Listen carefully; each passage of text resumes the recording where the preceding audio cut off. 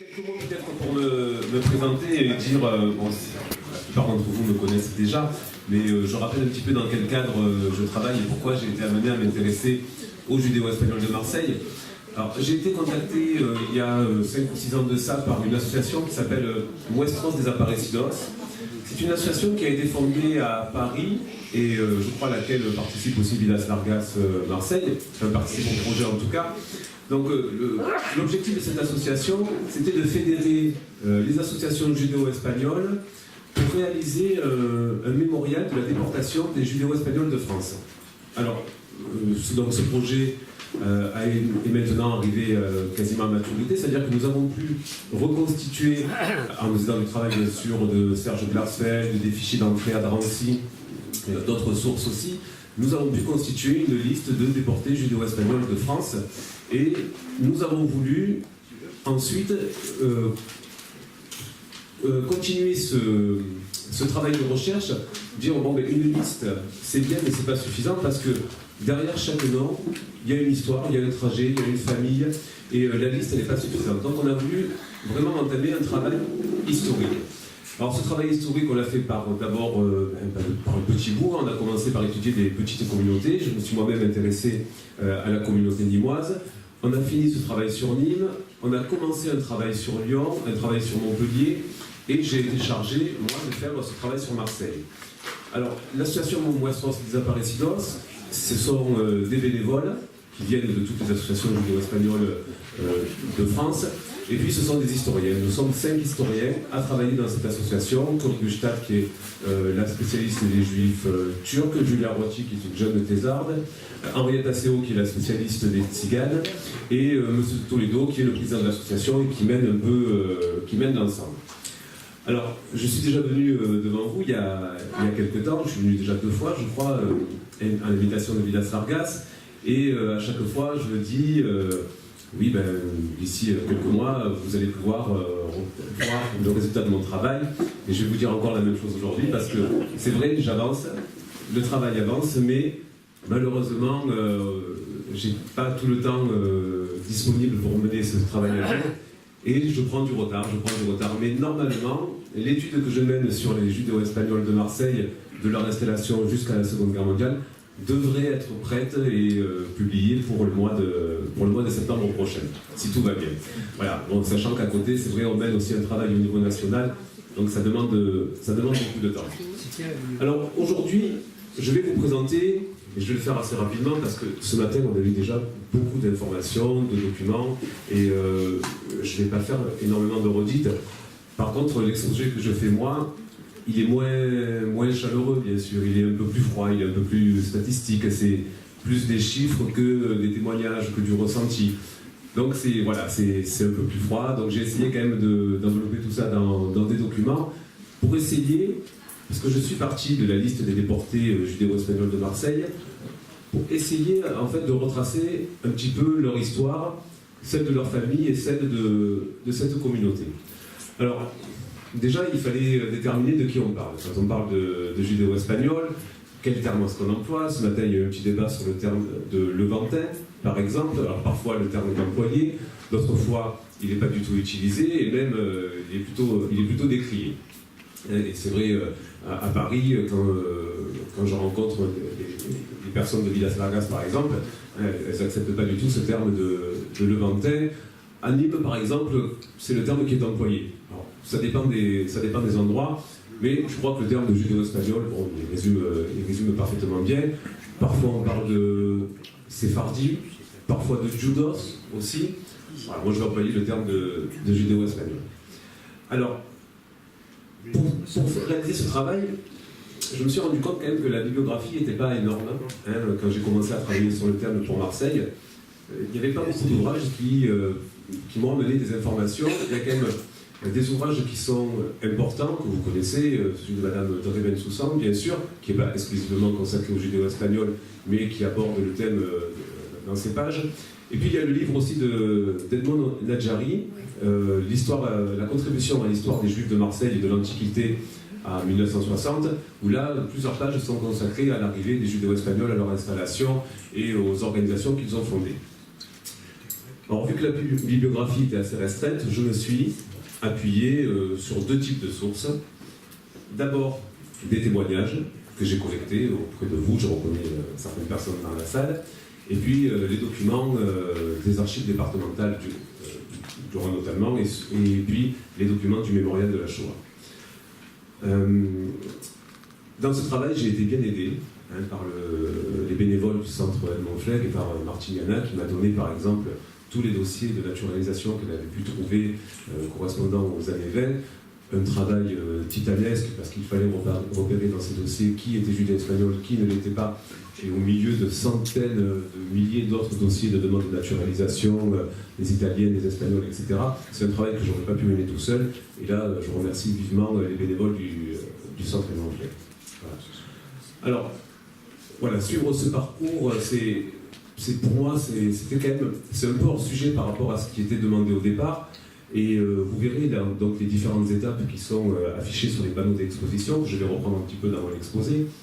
Mais c'est un peu hors sujet parce qu'au départ, on m'avait demandé de travailler que sur les déportations, mais je crois qu'on ne pouvait pas comprendre ces déportations, on ne pouvait pas comprendre la situation de la communauté judo-espagnole à Marseille pendant la guerre si on ne s'intéressait pas un petit peu à ce qui était arrivé avant et quelle était cette communauté.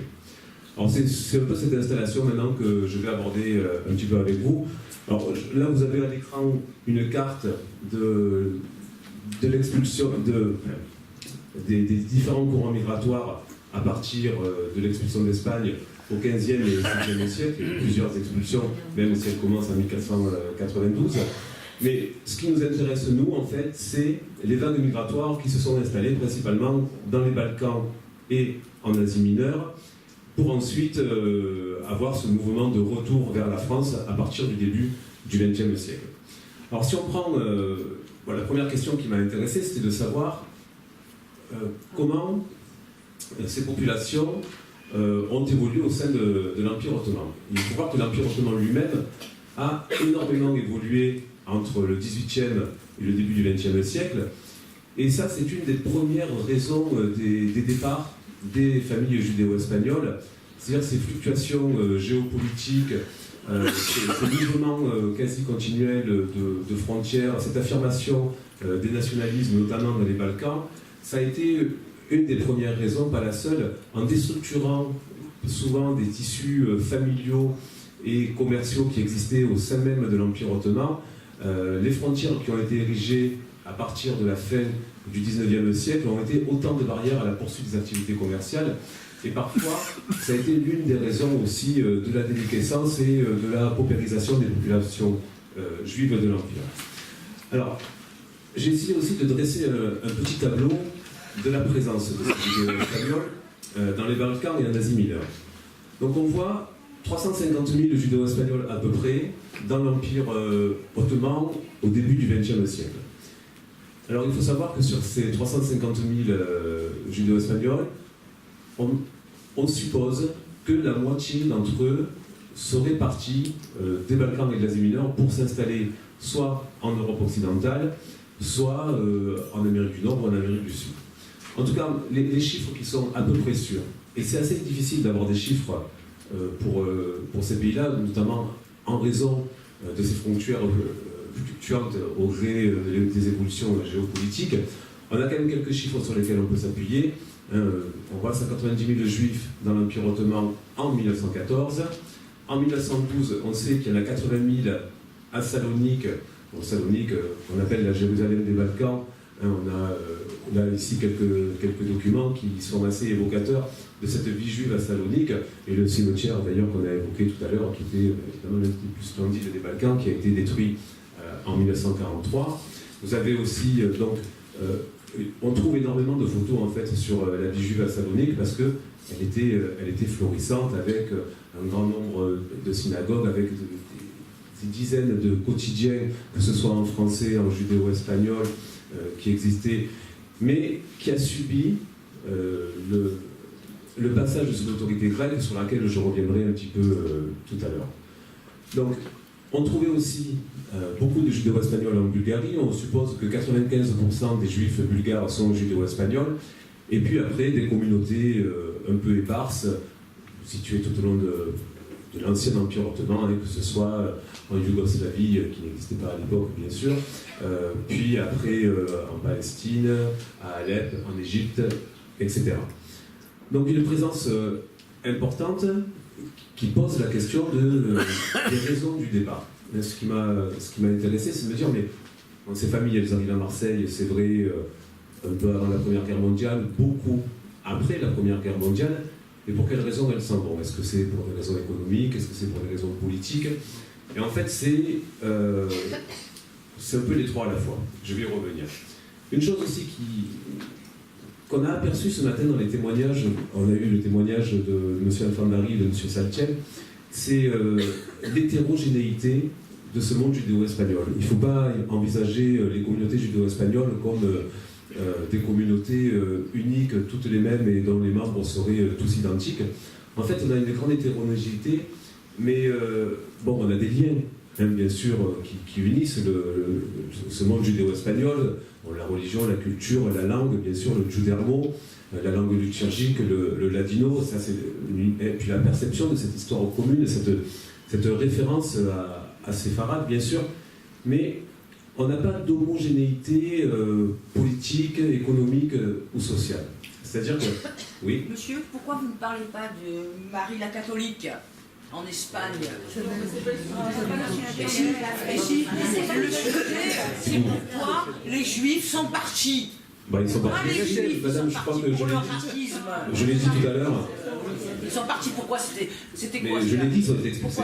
Alors voilà, le sujet de mon intervention. Au catholicisme, on te tue. Mais laissez-les intervenir. Ah oui, ils sont partis, Non, je n'ai pas dit qu'ils étaient partis, j'ai dit qu'ils ont été expulsés, madame. C'est pas pareil. J'ai dit qu'ils ont été expulsés. Après, c'est vrai que mon intervention ne porte pas sur l'expulsion d'Espagne. Alors c'est bon. Voilà. Mon intervention porte sur pourquoi, à Marseille, on trouve des judo-espagnols.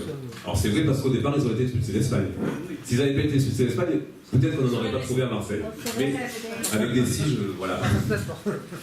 Alors, donc j'en reviens à ces disparités. Donc on n'a pas d'homogénéité. On a des différences sociales, ça, qui sont parfois importantes.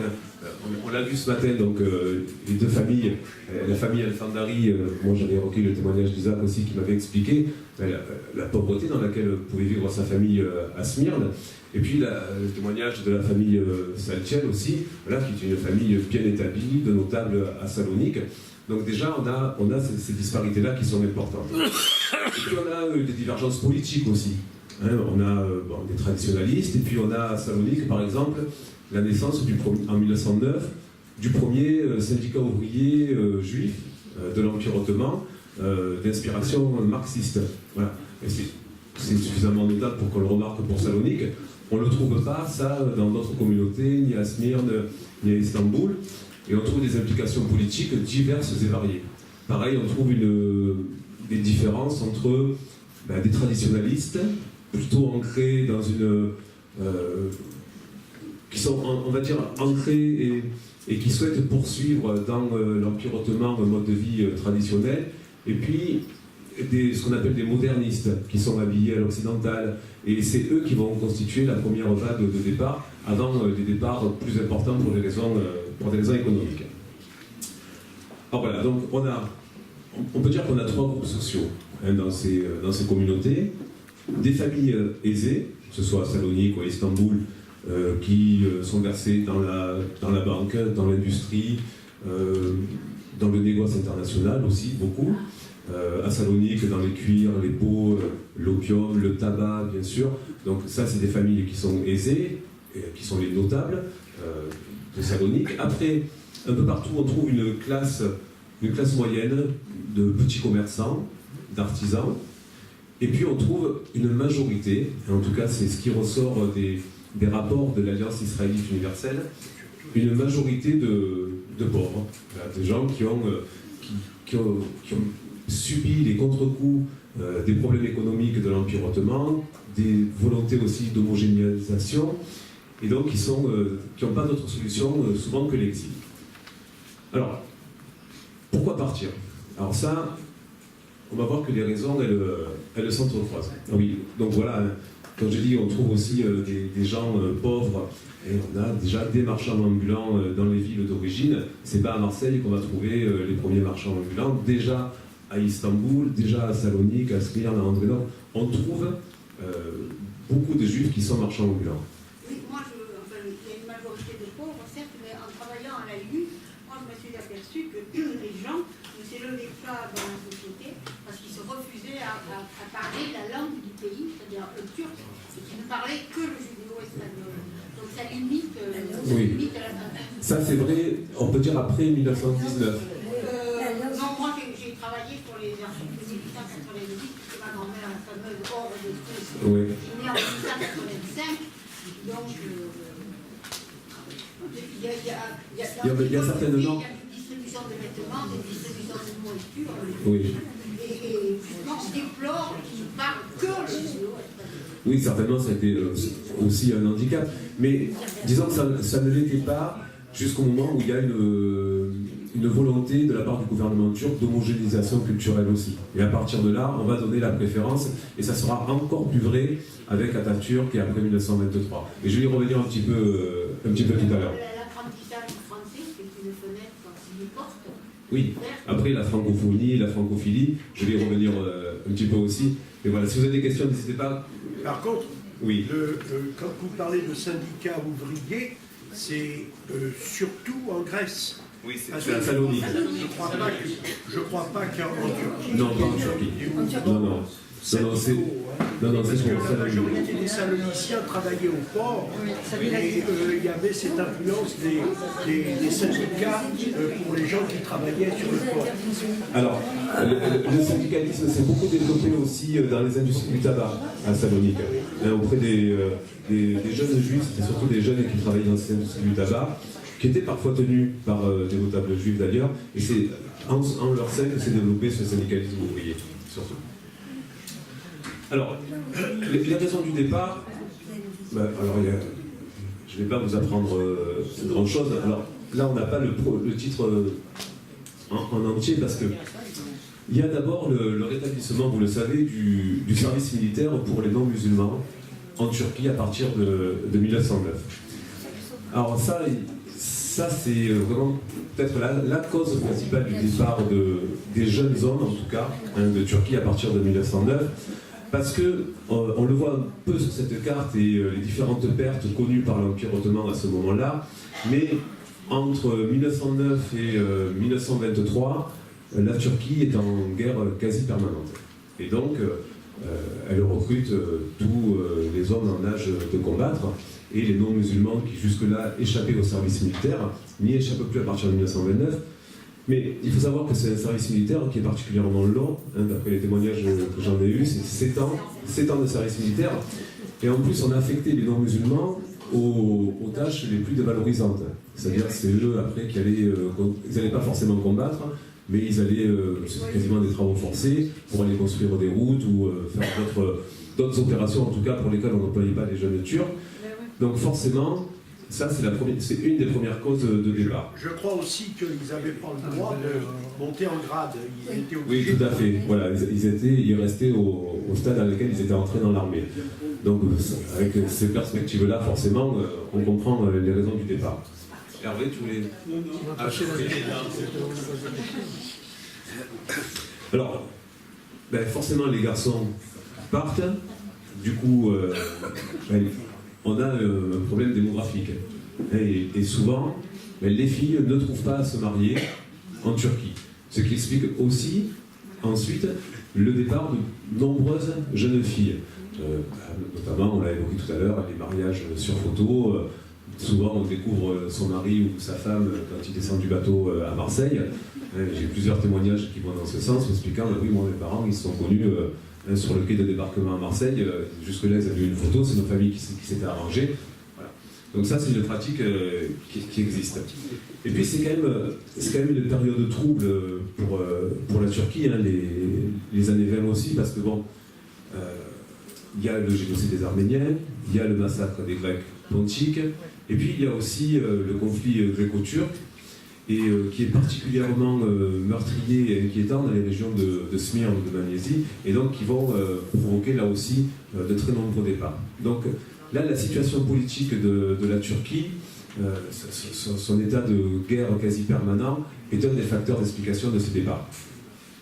Après, il y a en Turquie comme en Grèce, avec l'affirmation des nationalismes dans les deux pays, une volonté, je l'ai déjà dit, d'homogénéisation culturelle. Et ça se traduit par certaines mesures d'interdiction professionnelle. Par exemple, en Turquie, à partir de 1926, on ne peut plus être employé dans la fonction publique si on n'est pas musulman. Les non-musulmans ne sont plus employés dans la fonction publique. Pareil, à partir de 1934-35... Les juifs, pas les noms, uniquement les juifs. Non, parce qu'il y a aussi les Grecs. Les Grecs et les Arméniens sont aussi visés par ces mesures, mais les Juifs également, madame. Pardon? Comme du temps de Vichy. Alors c'est pas tout à fait la même chose. C'est la même chose, c'était interdit, les juifs, pas les autres. Arrêtez de l'agresser, ce garçon. Non, mais c'est pas une agression, non, mais... C'est que les juifs qui n'avaient pas le droit Alors, d'entrer j'ai pris les livres, on va pas dire les mêmes. Non, mais si elle est interrompue comme ça, c'est Non. continuer.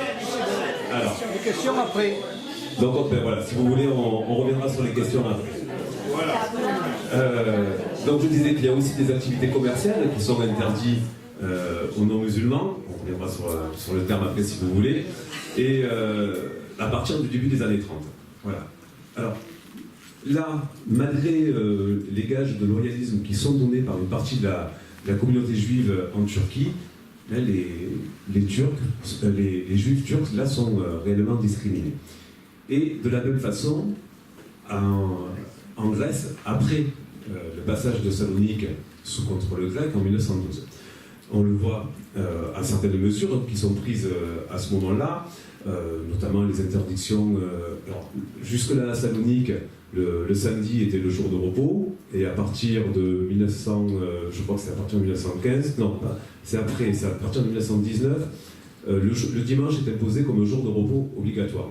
Voilà, ce qui va à l'encontre évidemment de toutes les activités menées par les commerçants juifs. Les dockers juifs sont remplacés par les dockers qui viennent d'Asie mineure après le conflit gréco-turc. Donc là aussi, tout est fait pour pousser vers la sortie les juifs de Salonique. Et puis, il y a un événement qui est particulièrement dramatique, bien sûr, à Salonique, c'est l'incendie de la ville. Alors, il est dramatique pour tout le monde, mais il touche particulièrement les Juifs de Salonique. Je crois que c'est 10 000 familles qui voient leur foyer détruit pendant cet incendie. La ville n'est pas reconstruite. Un incendie criminel ou... Alors, on ne sait pas réellement. En tout cas, l'ampleur n'a pas été... Oui, on aurait oublié des aubergines frites. Bon. Il y a plusieurs théories. Mais en tout cas, même si ça avait été criminel, on n'imaginait pas l'ampleur que ça aurait pu prendre, parce que la quasi-totalité du centre de la ville était en bois, a été détruit. Et là, c'est vrai qu'elle a disparu une partie de la mémoire de la communauté juive de Salonique avec cet incendie. Alors cet incendie, on a quelques exemples ici, on voit l'ampleur qu'il a pu avoir. Mais en fait, d'après les chiffres que j'ai pu trouver, c'est 10 000 familles juives sur les 15 000 qui existent à Salonique qui sont touchées par cet incendie. Alors les familles, pendant un temps, sont relogées. On va vous faire voir dans quelles conditions, voilà, dans des camps, dans des tentes qui sont notamment mises en place et financées parfois par le gouvernement français. Mais tout n'est pas reconstruit, et en fait le gouvernement va profiter de la reconstruction, de l'urbanisation, pour vendre aux Grecs d'Asie mineure les terrains qui pouvaient appartenir autrefois à des familles juives. Donc c'est-à-dire que petit à petit, on va helléniser la ville, et on va éliminer en fait de ce même coup toutes les familles qui n'avaient pas les moyens, qui ne pouvaient pas se reloger, qui avaient perdu leurs biens dans l'incendie. Donc là aussi, on comprend les raisons du départ à ce moment-là. Et ces familles, oui, en fait, voilà, c'est-à-dire qu'on donnera la priorité au relogement aux familles grecques d'Asie mineure qui ont été expulsées après le conflit gréco-turc de 1922. Et puis, troisième raison, après les raisons économiques, après les raisons militaires et politiques, il y a aussi l'antisémitisme qui va sévir en Asie mineure et dans les Balkans à ce moment-là. Alors il y a plusieurs exemples parce que on trouve à la fois des manifestations d'anti-judaïsme traditionnel, pourrait-on dire, ou d'antisémitisme. Alors, par exemple à Smyrne, on sait que régulièrement il y avait des émeutes anti-juives, notamment lors de la Pâque chrétienne, où des foules envahissaient le quartier juif pour se livrer à des bastonnades. Alors, il fallait que les autorités interviennent pour mettre un terme à ça, mais elles n'intervenaient pas forcément très rapidement. Ensuite, alors oui, en fait, ces manifestations, le prétexte était toujours l'accusation de meurtre rituel, encore. Et puis, ensuite, on a eu des pogroms aussi, là, plus organisés par des groupes d'extrême droite, notamment le pogrom d'un quartier pauvre de Salonique, où avaient été relogées certaines des personnes qui avaient perdu leur bien pendant l'incendie, et qui étaient toujours dans ce quartier-là. Donc ce quartier a été attaqué par l'extrême droite grecque à ce moment-là. Il a fallu vite trouver des refuges, notamment dans des écoles, etc., pour les familles juives qui ont eu à subir ces pogroms. Et puis, les derniers pogroms importants qui ont lieu, c'était en Thrace aussi en juin et juillet 1934. Et là, on pense que dans certaines villes, c'est jusqu'à 90% de la population juive qui a dû partir et quitter ces endroits-là après ces événements. Donc on comprend en fait les raisons de ce départ. On voit que en fait, tout s'entremêle. On ne peut pas dire c'est que des raisons politiques, c'est que le service militaire. C'est à la fois des raisons politiques, mais aussi des raisons économiques, parce que la déliquescence de l'Empire ottoman fait que les réseaux commerciaux sont complètement anéantis. Le passage de Salonique sous contrôle grec a coupé Salonique de tout son arrière-pays où on trouvait la laine, les cuirs, les peaux et tout ce qui pouvait servir au commerce qui était fait par les grands négociants juifs de la ville. Donc il a fallu trouver, et quel que soit le niveau de richesse en fait, des familles considérées, le départ était souvent envisagé comme la seule solution, soit pour la poursuite des activités commerciales, soit simplement pour une question de survie. Alors, aussi la question qui se pose, c'est celle du choix de la France. Pourquoi partir en France? Alors ici, bon, c'est vrai qu'on le voit de Marseille, de Nîmes ou de Paris, mais on doit quand même rappeler que de nombreux judo-espagnols ont choisi d'autres destinations que la France. Par exemple, après l'adoption du service militaire, c'est surtout vers les États-Unis que les familles ou les jeunes sont partis. Mais après, les États-Unis ont fermé leurs frontières avec les lois des quotas, etc. Et la France, par contre, elle, après la Première Guerre mondiale, a un appel d'air. C'est-à-dire qu'on a besoin de main-d'œuvre et les gens qui débarquent en France à ce moment-là, ils sont quasiment assurés de trouver un travail aussi. Alors, c'est pas uniquement par amour de la France et par francophonie que les gens viennent en France, mais et l'Alliance, bien sûr. Ils parlent français, voilà. Alors, c'est ce à quoi je voulais venir, mais je voulais juste un petit peu mettre un bémol. Parce que c'est honte de parler français quand on a connu la milice, je suis désolée.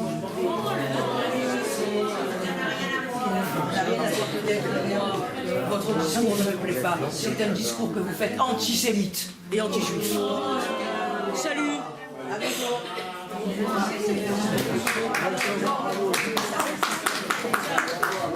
Alors, on m'avait traité de beaucoup de choses, mais alors l'antisémite, c'est la première fois. Comme quoi, tout arrive. Il y avait aussi le fait qu'en France, c'était le pays des droits de l'homme. Oui, alors je reviens. Alors j'ai voulu un petit peu baisser on va dire la francophilie des judéo-espagnols et quand même remettre juste un contexte historique en disant qu'ils n'étaient pas partis que vers la France et qu'il y a énormément de départs. Il y a peut-être même plus de départs parfois vers les États-Unis ou vers l'Amérique du Sud que vers la France. Et puis les parcours ne sont pas linéaires. C'est-à-dire que des gens qui finissent en France, parfois, mais sont passés par l'Argentine, sont passés par les États-Unis. Voilà. Mais évidemment, le choix de la France, il s'explique aussi. Et il s'explique par deux choses. Évidemment, la francophonie, grâce au réseau des écoles de l'Alliance israélite universelle. Alors, là, j'avais quelques chiffres pour l'Alliance israélite universelle. Hein, voilà, dans l'Empire ottoman, quand même, 115 écoles de l'Alliance israélite universelle, hein, dont la vocation était de fournir non seulement une éducation, mais aussi une formation, parce que il n'y avait pas qu'une formation intellectuelle dans les écoles de l'Alliance israélite universelle, il y avait aussi des formations professionnelles, menuiserie, etc. Et on croit savoir que 12 000 élèves sont passés par les écoles de l'Alliance israélite universelle dans l'Empire ottoman, ce qui représentait 35% des enfants juifs quand même. Donc c'est dire bien sûr l'impact. Et puis ces écoles, elles ont aussi contribué à former les notables, la bourgeoisie juive de Salonique, d'Istanbul, etc., ce qui aura à avoir bien sûr une forte influence. Alors, puis ces communautés, elles sont francophiles aussi parce que la France, elle a quand même une aura. Et cette aura, elle vient de la Révolution française et de son rôle dans l'émancipation des Juifs. Elle vient aussi de l'écho rencontré par le décret Crémieux, bien sûr, qui a une résonance particulière tout autour de la mer Méditerranée. Et il y a, c'est vrai, cette vision de la France comme pays des droits de l'homme. Et puis il y a eu la présence à Salonique, et je crois que ça c'est quand même un fait important, de l'armée d'Orient. Et cette armée d'Orient, elle amène avec elle un certain nombre de choses.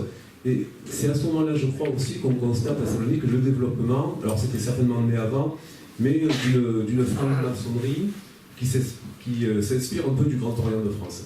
Donc ça n'a pas été encore trop détaillé, c'est des points sur lesquels on travaille, mais qui va avoir aussi un rôle dans la formation d'une élite intellectuelle juive. Alors on voit sur ces photos ici, par exemple, vous avez des soldats français qui sont sur la place de la Liberté à Salonique, au café L'Éclair, qui est tenu par un judéo-espagnol. Donc là, les contacts sont nombreux, hein, ils se font directement, et on pense que cet événement-là aussi a une forte influence, puisqu'après la guerre, ça va renforcer l'aura de la France auprès des Juifs saloniciens et auprès de tous les judéo-espagnols en fait. Voilà, donc voilà, je ne tente pas de le minimiser. C'est vrai que la francophonie et la francophilie sont deux raisons importantes aussi du choix de la France dans la destination, même si ce n'est pas l'unique et si ce n'est pas des choix qui sont linéaires.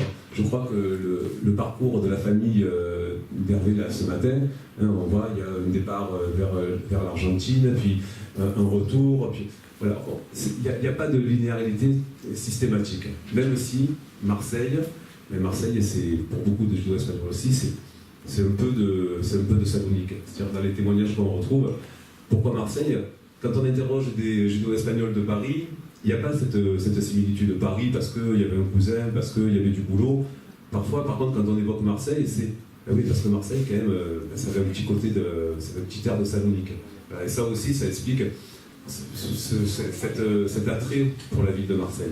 Il y avait une question. Et la Palestine, il n'y avait pas de départ pour la Palestine? Alors ça, je ne les ai pas étudiés. Parce que mon propos, c'est les judéo-espagnols de Marseille. Et si, il y en a eu aussi pour la Palestine, mais je serais incapable de vous dire dans quelle proportion. J'ai deux questions juste sur la forme.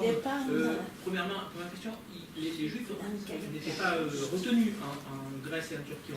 Non, il n'y a pas eu. Même certains ont été expulsés. Ah d'accord. Voilà. Donc, et la deuxième question, c'est, ils sont partis spontanément, ils ont acheté un billet, ils sont partis, ils n'ont pas été aidés, il n'y avait pas de réseau. Alors ça dépendait, en fait, il y avait un réseau familial, il y avait dans les lieux, mais je l'évoquerai un petit peu tout à l'heure, à Paris comme à Marseille, des lieux, on va dire, d'accueil, pas officiels, mais officieux. C'était par exemple le restaurant Le Bosphore à Paris, où quand on est arrivé, ou l'hôtel Beau Séjour, je crois, ici, ou le magasin Les Produits d'Orient. Le bar Lévy à Marseille. Voilà, ou le bar Lévy. C'est-à-dire que ces endroits, ils avaient déjà une résonance dans la tête de ceux qui étaient à Istanbul ou à Smyrne. C'est-à-dire qu'ils savaient où ils allaient. Ils savaient qu'à Paris, il y avait le quartier de la Roquette où ils allaient trouver peut-être du travail. Ou ils savaient qu'à Marseille, à Place de l'Opéra, il y avait des hôtels meublés, qu'ils allaient pouvoir peut-être rencontrer un cousin. Peut-être. Voilà, par agrégation familiale, après, on se regroupe dans ces quartiers. Et c'est réseau constitué, organisé, je ne pense pas, mais des agrégations après familiales, sociales, je pense que c'est fait surtout comme ça. Par exemple, à Paris, quand les Juifs arrivaient à la gare de Lyon, ils prenaient un taxi, ils disaient « Où voulez-vous aller ?» et le gars répondait à la rue Sédène. Alors quand il disait à la rue Sédène, le taxi savait qu'il fallait les mener au Bosphore. Rien qu'à la prononciation, il les menait au Bosphore. Ce que je voulais vous dire aussi, c'est ce qu'on se rend compte bien, c'est que les Juifs à ce moment-là n'hésitaient pas à déménager et à partir. Il y a des familles qui sont parties de Grèce pour aller en Israël, puis ils sont revenus en Grèce, puis ils sont repartis pour aller aux États-Unis, puis des États-Unis ils sont allés en Argentine, puis ils sont revenus à Marseille. Ils n'hésitaient pas, ils n'avaient pas d'attache. Comme ça, on le voit assez bien dans les dossiers de demande de naturalisation, parce que c'est assez rigolo.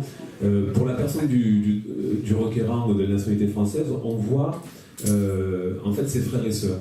Et il y a à chaque fois le nom des frères et sœurs et l'endroit où ils vivent. Donc il y en a un qui est avec des vidéos, il y en a un autre qui est aux États-Unis, il y en a un qui est à Internet.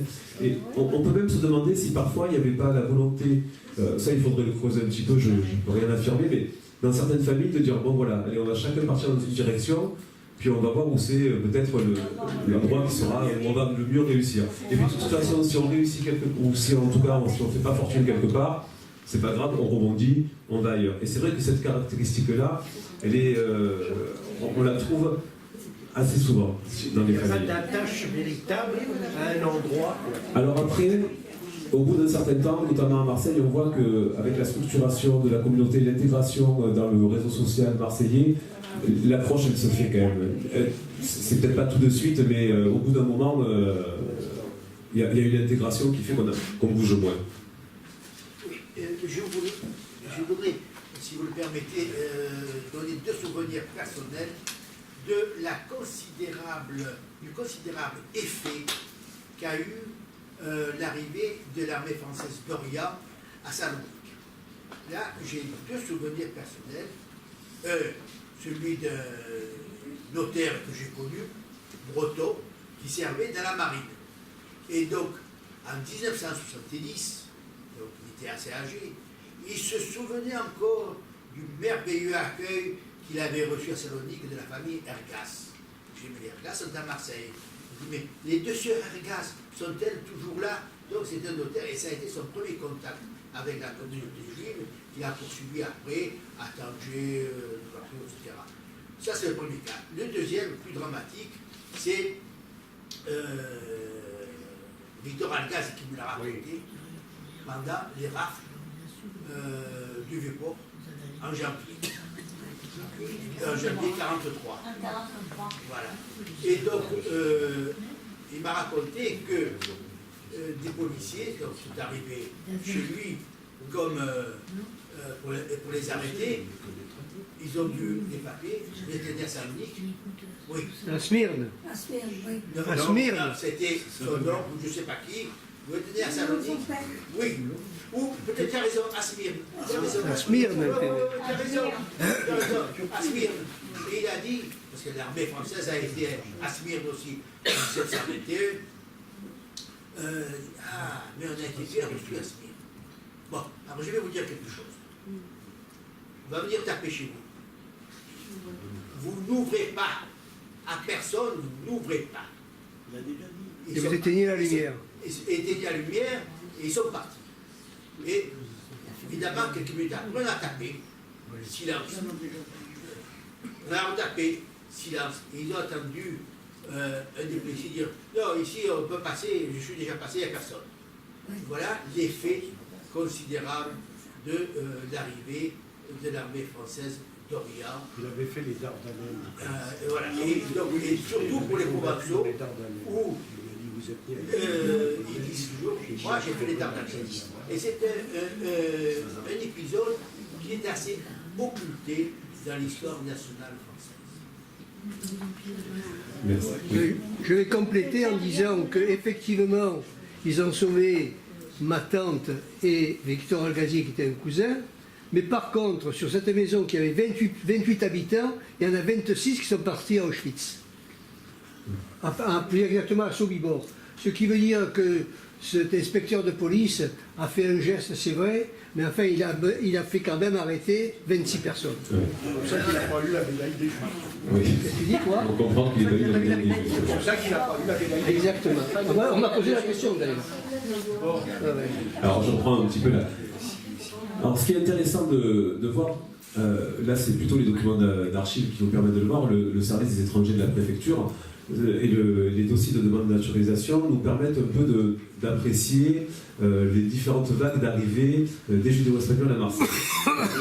En fait, on constate 3 mouvements.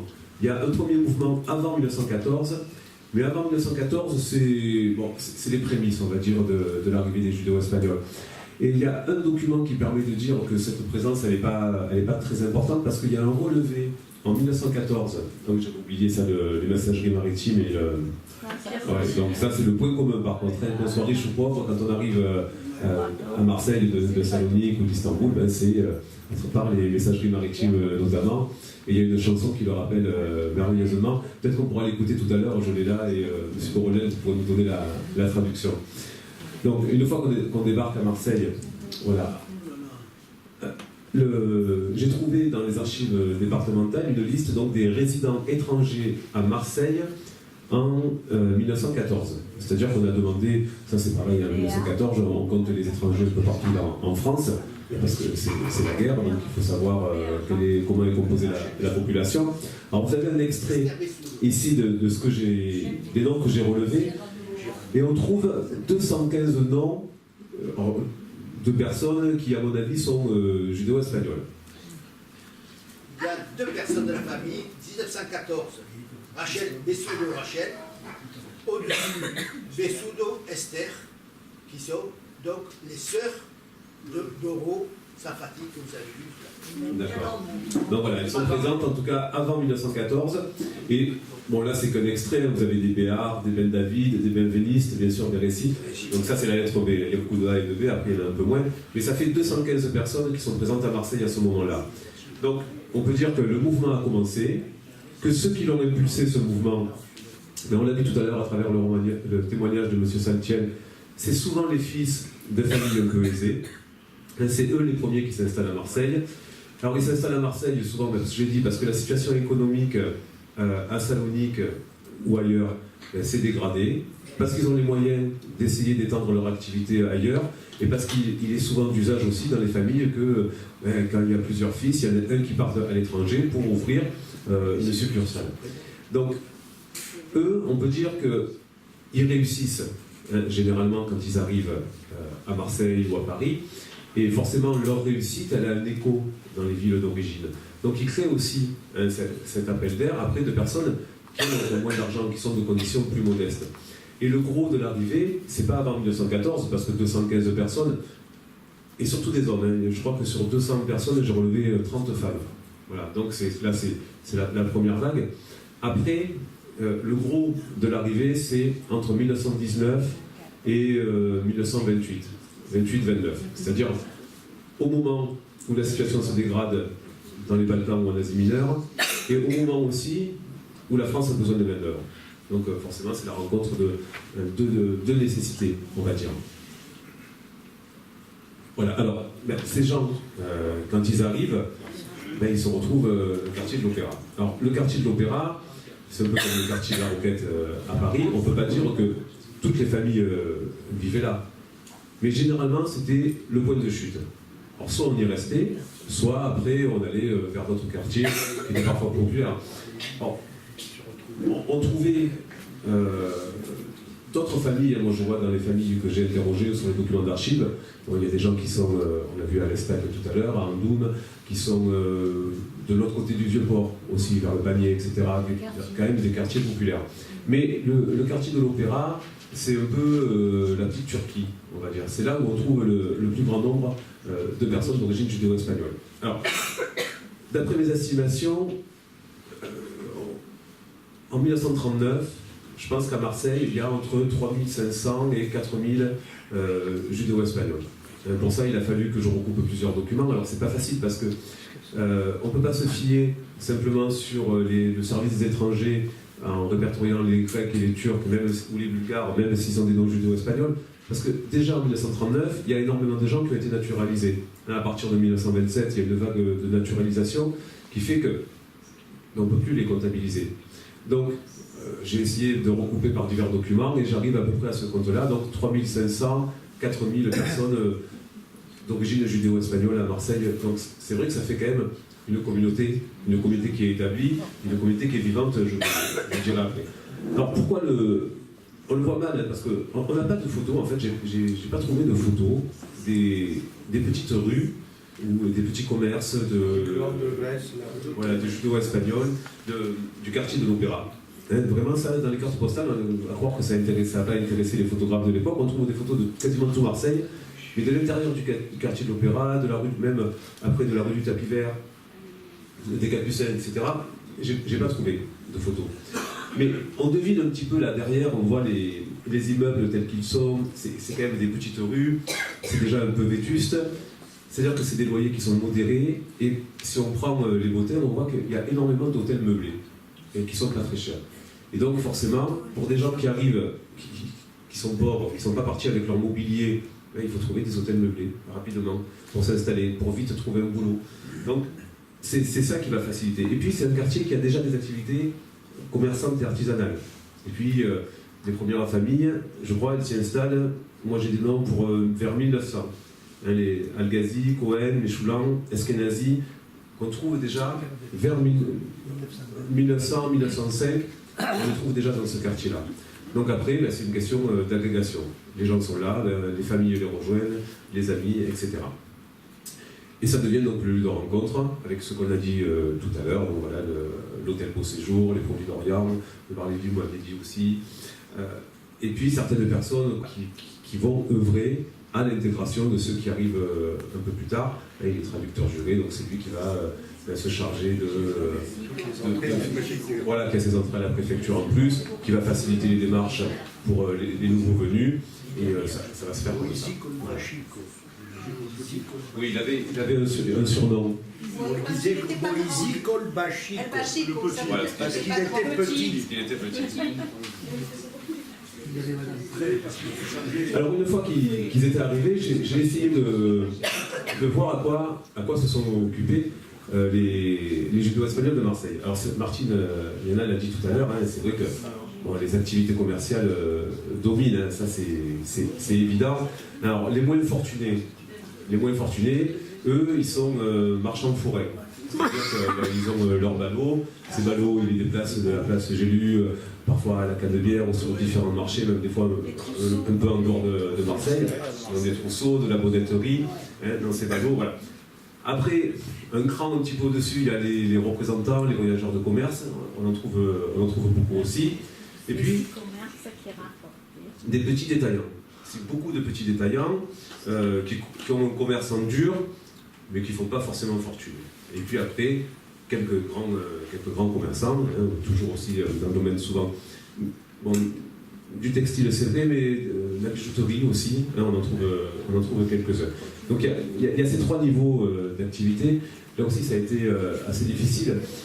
Mais quand on voit donc le commerce, hein, là c'est pareil, j'ai établi une liste, donc vous avez un tout petit extrait ici, des commerces tenus par des judéo-espagnols à Marseille, et je l'ai établi grâce, si on peut dire, à la liste qui a été faite par la police en 1941 pour recenser les commerces juifs à Marseille.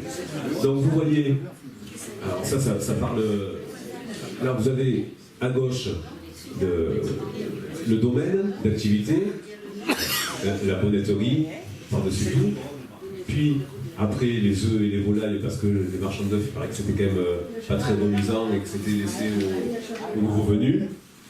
Donc les merceries, un bar, 14, voilà. C'est peut-être le bar dont on parlait tout à l'heure.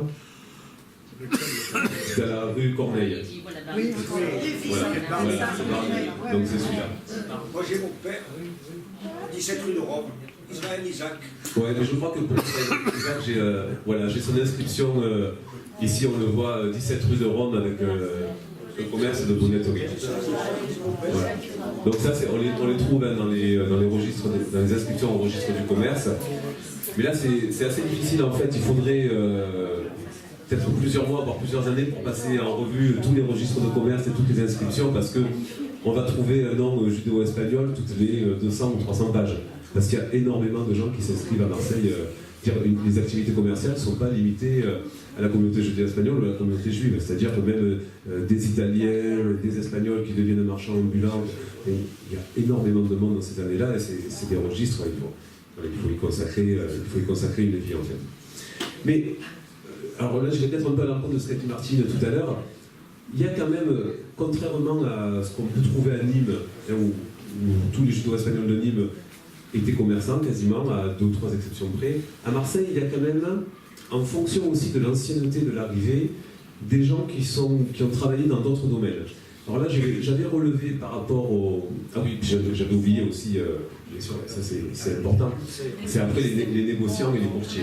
Il y en a une cinquantaine, notamment, donc vous avez les bénéfices qui sont à la tête de la commerciale des riz et des légumes secs, qui jouent un rôle important dans la communauté, qui vont jouer un rôle important dans les organisations communautaires, y compris à la synagogue. Voilà, c'est on va dire, les notables de la communauté judéo-espagnole marseillaise. Alors, j'ai réussi à trouver, en croisant un peu tous les documents d'archives, à faire une répartition par métier. Donc là, si on pouvait juste appuyer sur des fils sur l'échappe à l'ordinateur, parce que là, je ne vois pas le haut, je crois que sur les 2500 adultes que j'ai pu trouver, j'ai pu relever 620 métiers à peu près. Et donc sur les 620 métiers, il y a 134 commerçants, 59 à 60 qu'on peut qualifier d'ouvriers. Donc c'est quand même pas rien, 60, donc soit des dockers, soit des manutentionnaires. Après 57 employés, dont 20 employés de commerce, 22 représentants, 19 artisans. Alors dans les artisans, 5 menuisiers, 4 horlogers, 3 cordonniers, 2 ébénistes et 1 forgeron. C'est en quelle année, pardon, ça Alors ça, c'est en 1939. Voilà. Donc juste avant la guerre. Ça veut dire, et si on regarde bien, notamment pour les femmes, on trouve un certain nombre d'employés de bureau, d'employés de banque, de secrétaires. Mais généralement, c'est celles qui sont nées en France. C'est pas celles qui viennent d'arriver. C'est-à-dire qui ont reçu une éducation à l'école, qui ont pu avoir une formation, dont la famille a eu peut-être un peu d'argent aussi pour qu'elles suivent des études. Donc, cette deuxième génération, déjà, exerce d'autres métiers. Et puis, il y a une ascension sociale aussi. C'est pas rare, souvent on voit des personnes qui arrivent, qui commencent comme marchands fourrés. Il faut dire c'est le plus simple. On se rend chez un grossiste de la communauté, on se présente, on a peut-être une lettre de recommandation, un cousin ou un frère, on prend un peu de marchandises à crédit. Après, avec cette marchandise à crédit, on fait des marchés. Des fois, si ça marche bien, on met un peu d'argent de côté. Hop, on achète un petit commerce. Si ça marche bien, on achète un plus grand commerce. Et ça, on le constate assez souvent. Voilà. Mais c'est souvent les derniers arrivés qui occupent les positions les plus humbles. Et les marchands forains, tout le monde peut être marchand forain en arrivant sans avoir forcément un petit capital. Voilà. S'il vous plaît, monsieur, vous n'avez pas mentionné les chapeliers qui vrai. venaient de Bucovine. Ah, non, c'est vrai, j'ai pas... Et qui s'étaient installés dans une rue perpendiculaire à la Canebière. Ah bon, vous m'en direz plus tout à l'heure, comme ça je pourrais les rajouter. C'est que je ne les ai pas rencontrés dans mes documents d'archives. Le livre, c'est les chapeliers de la Bonne Mère. D'accord, alors on en parlera tout à l'heure si vous voulez. Voilà. Alors après, il y a cette... ce qu'on disait tout à l'heure, il y a eu une exposition qui a eu lieu ici il y a quelques temps, vraiment remarquable, sur la participation des judéo-espagnols à la... Il faut appuyer sur F5. F5. Voilà. Donc à la Première Guerre mondiale, bon là vous avez par exemple une fiche à l'affiche de décès au front de Maurice Cohen, alors qui est né en 1893 à Constantinople, qui était engagé volontaire, donc qui se retrouve dans la Légion étrangère et qui est mort suite à des blessures de guerre en 1916. Voilà. Alors là c'est pareil, c'est grâce à Martine, elle m'avait indiqué un site sur lequel, alors vous pourrez le faire parce que c'est assez intéressant, ça s'appelle Mémoire des hommes, ça a été mis en ligne par l'armée de terre, et sur ce site vous avez une base de données de tous les soldats français morts entre 1914 et 1918. 1,3 million de soldats français morts.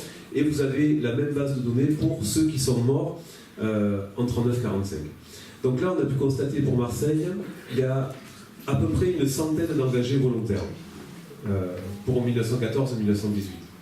Ce qui est quand même assez important, et 15 d'entre eux qui sont tués à ce moment-là. Donc là, c'est pareil, dans le livre que je prépare, il y a les listes avec les noms des engagés volontaires et ceux qui sont cédés. Bon, là, c'est un exemple. Et on retrouvera un peu ce phénomène d'engagés volontaires, mais cette fois-ci encore plus important pour 39-45. En tout cas, les engagés de 39, qui passent par le Carès, qui passent par, là aussi, les régiments de marche de la Légion étrangère. Là, c'est plus de 200 personnes qui s'engagent. C'est pareil, là, j'ai une liste de noms, ceux que ça intéresse, je pourrais leur envoyer. Et cette volonté d'intégration, en fait, ce qui est assez intéressant, c'est qu'elle ressort de tous les témoignages que j'ai pu avoir, où on m'explique, alors souvent c'est les enfants qui témoignent, et ils me disent, mes parents, ils avaient la ferme volonté de ce qu'on soit des petits Français, par l'école républicaine, etc., par l'usage du français et par l'abandon, en tout cas en public, du judéo-espagnol. C'est-à-dire le judéo-espagnol, on le parlait à la maison, et encore pas tout le temps, suivant les témoignages, même certains le parlaient quasiment plus du tout, pour cette volonté en fait d'intégration. Dans certaines familles, on le conservait, mais on ne le transmettait pas forcément, c'était pas quelque chose d'essentiel. Parce qu'il y avait aussi, et ça j'en ai pas parlé tout à l'heure, il n'y avait pas d'idée de retour. Et donc, pour certaines familles, on considérait que ce n'était pas une nécessité, vu que de toute façon, on ne reviendrait jamais ni à Salonique, ni à Istanbul, ni ailleurs. Donc pourquoi continuer à parler cette langue par souci de conservation, par mémoire? Ça jouait pas encore. Donc il y a eu un abandon progressif. Et ça se note aussi dans l'usage des prénoms. Les prénoms qui sont francisés. Alors tout à l'heure on disait, je ne sais plus, c'est Hervé qui disait le contraire. C'est-à-dire qu'on l'appelait Albert. Mais souvent on voit le contraire quand même. C'est-à-dire qu'Isaac devient Albert. Il y a beaucoup d'exemples comme ça. Menahem qui devient Michel. Estrella qui devient Estelle. On a tendance à franciser aussi les noms de manière à peut-être à passer plus inaperçu aussi. Pas toujours, parce que par exemple, moi qui suis né en 1933, sur mes papiers, mon père a déclaré Abraham Albert. Il n'a pas mis Albert Abraham, il a mis Abraham Albert. Et après, le nom qui était utilisé au quotidien, c'était Alors Albert. après, quotidiennement, on l'appelle Albert, c'est sûr. Mais sur mes papiers, c'est Abraham Albert. Voilà. Ce que vous avez dit là pour 14-18, c'est un peu aussi ce qui s'est passé après en 39-45 pour le fait que les Juifs voulaient s'intégrer. Et je me souviens qu'à l'école, en instruction civique, on nous apprenait que c'était mal vu de parler une langue étrangère dans les lieux publics.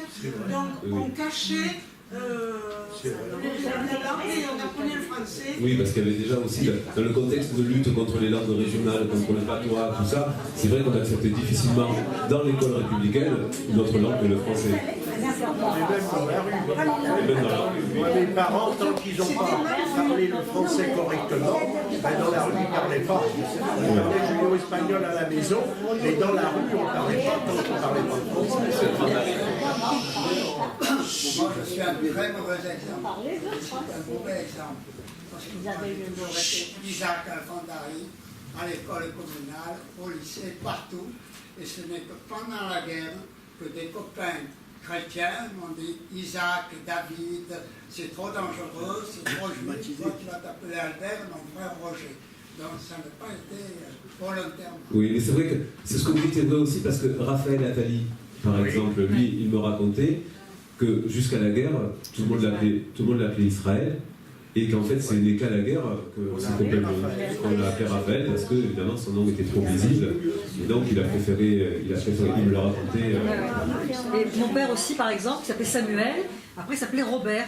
Tous les gens qui l'ont connu avant la guerre l'appelaient Samuel, après la guerre c'est Robert, tout simplement parce qu'il avait des faux papiers où il s'appelait Robert Arnaud. Mais ce phénomène, quand même, on le trouve avant la guerre. Hein. C'est-à-dire, on voit, parce que c'est aussi des fois ça facilite les démarches commerciales, les démarches administratives, peut-être qu'on pose moins de questions. Je crois qu'il y avait aussi cette habitude-là pour que les gens posent moins de questions en utilisant un prénom petit usage plus courant. Alors un mot rapidement, je ne vais pas m'étendre parce que ça fait déjà longtemps que j'ai commencé, je me rends compte, on va laisser un peu de place aux questions. Juste un petit mot sur la vie communautaire. Alors il y a une chose qui ressort qui était assez importante. Bon, le rôle joué bien sûr par la synagogue, où on se retrouvait, il y a le témoignage par exemple de Beno Fari, je trouve qu'il illustre assez bien ce phénomène. Il dit « À 6 ans commence mon insertion dans la communauté juive de Marseille par la participation à la chorale de la grande synagogue Breteuil. Chorale dirigée par M. Mortugo de Livoli, qui était à la fois le zaken et le responsable social et administratif du temple. À 10 ans, mon père m'a fait inscrire au Talmud Torah du Grand Temple. » Donc ça, c'était une des voies d'intégration à la communauté juive. Et là, c'est Beno Fari, donc ça veut dire que c'est années 30. Oui. Voilà, dans les années 30. C'était le 42. Et puis, l'autre vecteur qui revient souvent comme vecteur d'intégration aussi à la communauté juive, c'est les éclaireurs israélites de France. Ça, je pense qu'Hervé en parlera mieux que moi tout à l'heure, s'il veut peut-être intervenir là-dessus, parce que, bon, il est l'auteur quand même du livre Les Loups d'Al-Kela et les Lions de Juda, moi, sur lequel je me suis appuyé pour revoir ça, mais dans plusieurs témoignages, et je crois que c'est ce qu'on a dit tout à l'heure aussi qui a fait voir, avant-guerre comme après-guerre, le rôle crucial qui est joué par les éclaireurs israéliens de France. Et pendant la guerre, bien sûr, forcément avec le rôle notamment d'Adrien Benveniste qui a aidé au réseau André, qui a aidé... J'essaie d'en toucher un mot un petit peu à la fin. Il y avait des rabbins aussi. Il y avait beaucoup de rabbins chez les Turcs, chez les Judéo-Espagnols. Bon. Alors il y en a. C'est. Voilà. C'est. Au Zerdalim, oui, c'est bien. Et au Zerdalim, c'est après la guerre. Non, on en avait une synagogue après la guerre. Coronel. À ce qui concerne les synagogues,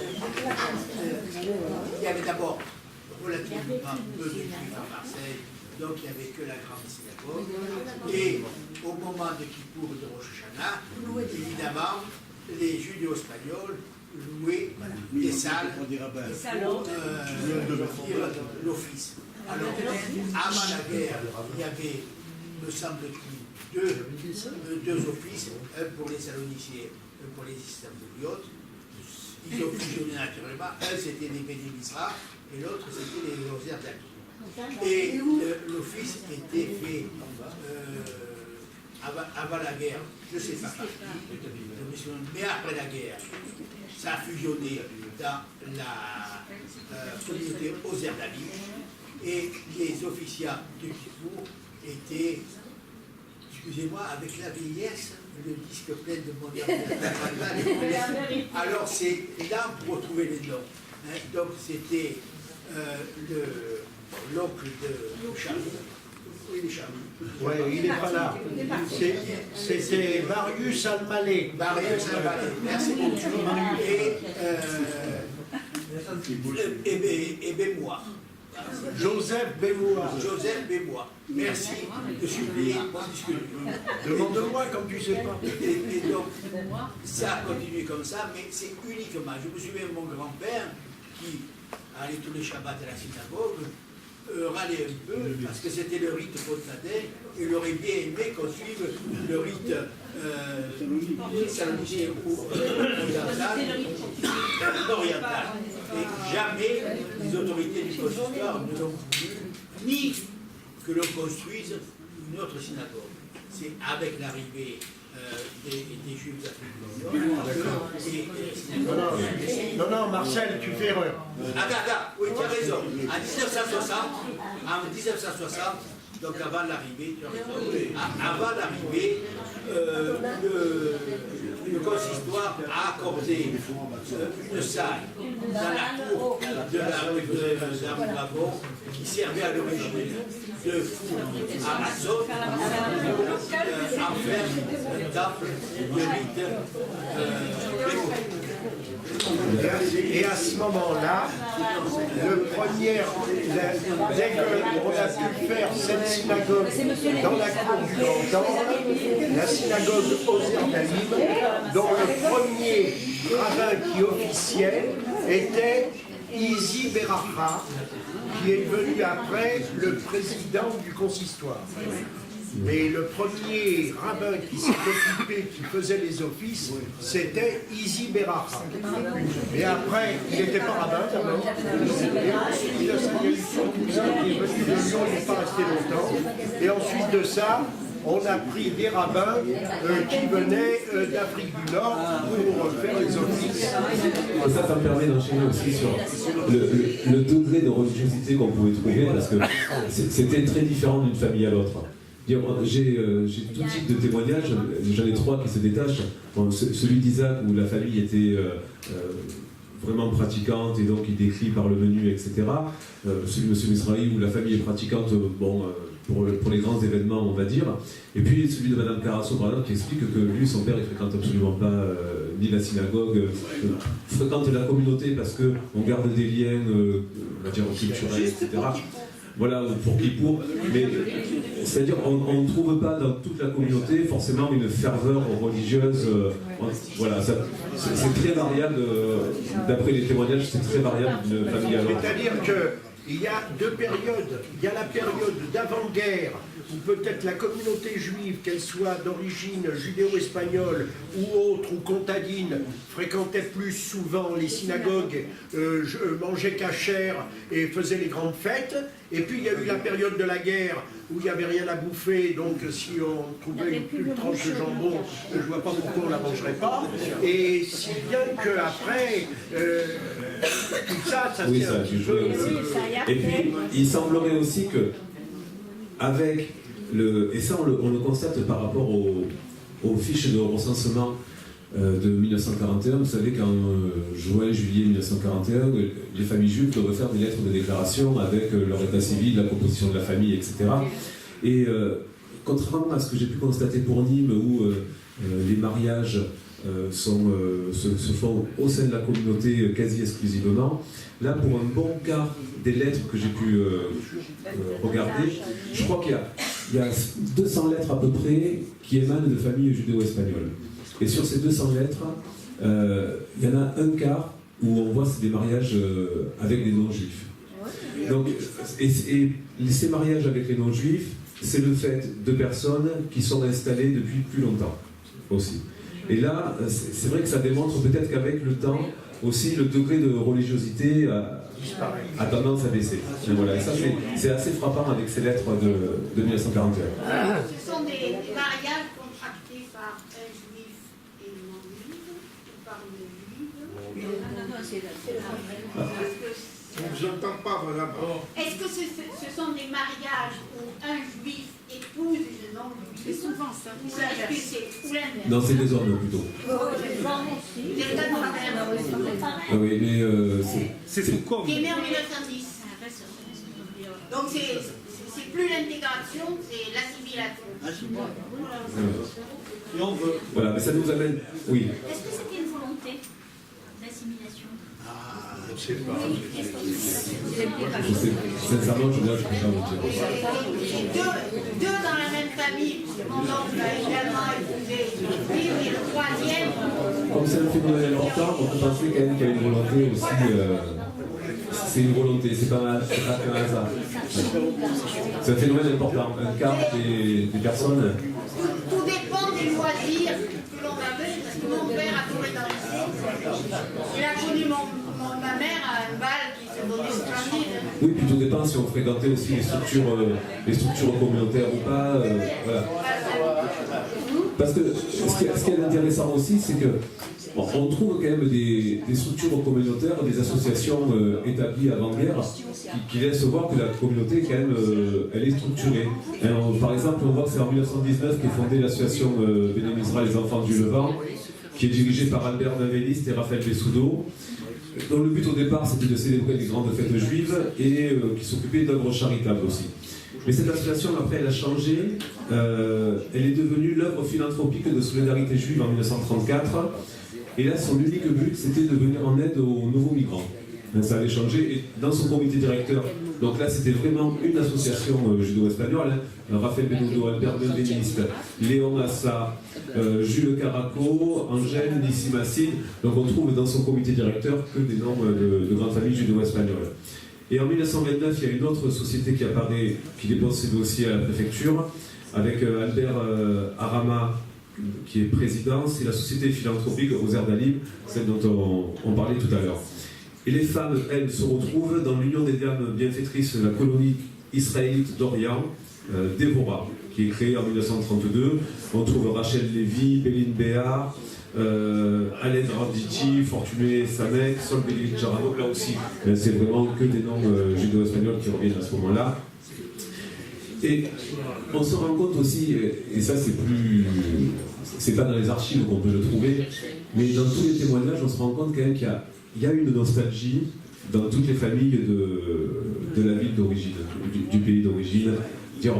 On présente, alors que si on en est parti, c'est que forcément, il y avait certainement aussi des problèmes.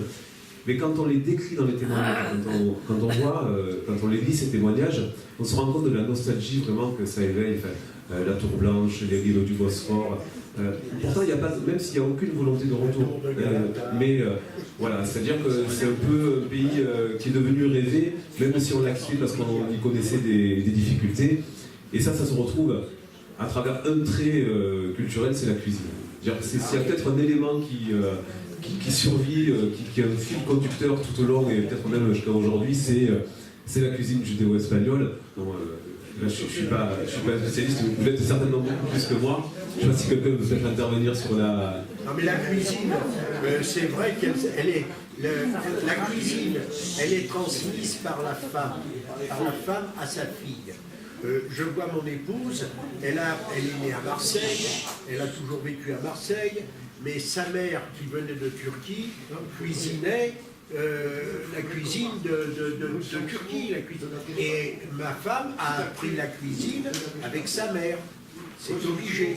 Donc à la maison, on mange la cuisine judéo-espagnole, on mange pas la cuisine française, quoi.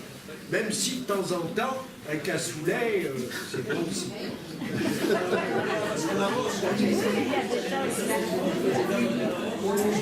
Alors, c'est vrai que dans les années 30, on a l'impression d'une communauté quand même qui est plutôt bien structurée, mais il faut savoir que c'est aussi une communauté qui s'est intégrée à la fin des années 30 parce que les arrivées cessent à partir de 1930-1931. La France ferme ses frontières à ce moment-là. On accueille encore notamment quelques Saloniciens qui arrivent après 1930 jusqu'à 1935 et qui arrivent, comme on le disait tout à l'heure, avec des passeports sur lesquels il est marqué qu'il leur est interdit d'exercer une activité salariée. Mais de manière générale, quand même, le mouvement se ralentit énormément à partir du début des années 30. Donc la communauté s'organise aussi pendant ce temps-là. Et c'est vrai qu'en 1939, c'est une communauté qui est vivante, qui est structurée, qui a ses associations, qui a ses lieux de rencontre. Voilà, et tout s'effondre en fait avec la Seconde Guerre mondiale. Alors je ne vais pas peut-être être trop long sur ça, j'étais déjà intervenu devant vous il y a quelques temps. Si on rappelle un petit peu la chronologie des événements, moi mon premier travail ça a été d'essayer de faire une liste des déportés judéo-espagnols de Marseille. Alors on sait que plus de 2000 juifs ont été déportés de Marseille. 2160. 2160 pour être précis. Mais moi j'ai relevé pour l'instant 742 noms judéo-espagnols parmi ces déportés. C'est-à-dire ça fait un gros tiers en fait des déportés de Marseille. Donc on peut voir les ravages que cela commet sur une communauté de 3500-4000 personnes. Et si on compte en plus de cela les gens qui sont partis pendant cette période, les gens qui partent juste après la guerre, forcément, c'est une communauté qui ne sera plus jamais la même après la Seconde Guerre mondiale et après les déportations. Alors j'ai essayé de faire un petit travail, bon c'est pas très chaleureux, mais un petit travail statistique aussi. Bon là vous avez la chronologie des événements, on l'a reprise sur les panneaux, je ne vais pas vous le répéter.